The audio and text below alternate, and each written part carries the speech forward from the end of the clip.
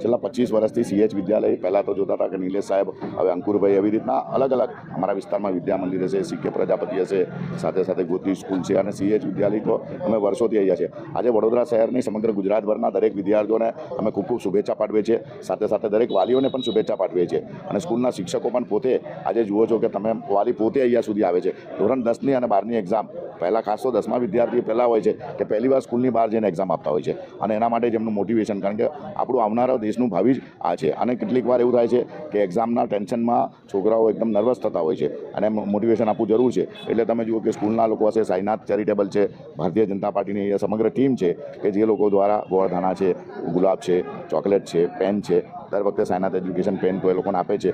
સુંદરકાંડ કરાવીએ છીએ કારણ કે બલબુદ્ધિ કે દાતા એવા હનુમાન દાદાના પણ આશીર્વાદ સાથે સાથે એમનું મોટિવેશન વધારવા અમે સુંદરકાંડ કરીએ છીએ. એક્ઝામ પછી એ લોકો પાસ થયા એમના એ લોકોને તમે જુઓ કે દરેક છોકરાઓને અમે એમના મેડલને સીડ આપીએ છીએ.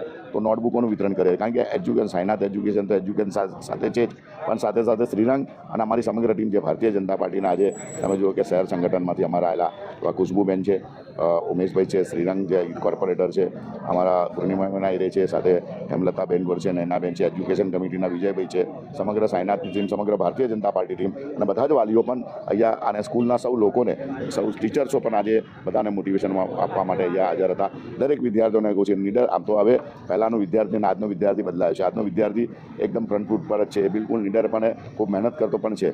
એટલે એને કંઈને પણ એને ફક્ત મોટિવેશન આપવાની જરૂર હોય છે અને એના માટે અમે દર વર્ષની જેમ આજે આવ્યા છે. વાલીઓને બધાને ખૂબ ખૂબ શુભેચ્છા પાઠવી છે. Best of luck. જય સાઈનાથ, જય શ્રી કૃષ્ણ.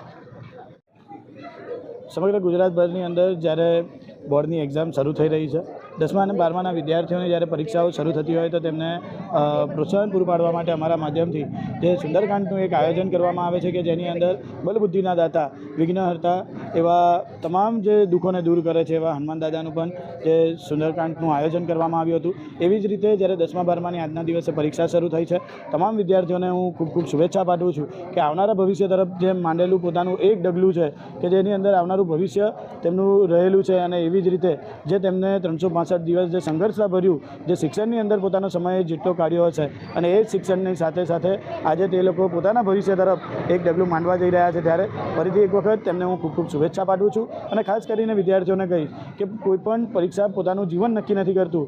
એટલે પરીક્ષાની અંદર આરામથી જે તમે 365 દિવસ જે તમને ભણાવવામાં આવ્યું છે, જે તમે ભણ્યા છો એ જ તમારે હવે પેપરની અંદર તમારે ઉતારવાનું છે. ત્યારે એ તમે જે કરેલી મહેનત છે ત્યાં હવે તમારા એક ગુણરૂપી તમને તમારી મહેનત દેખાવાની છે.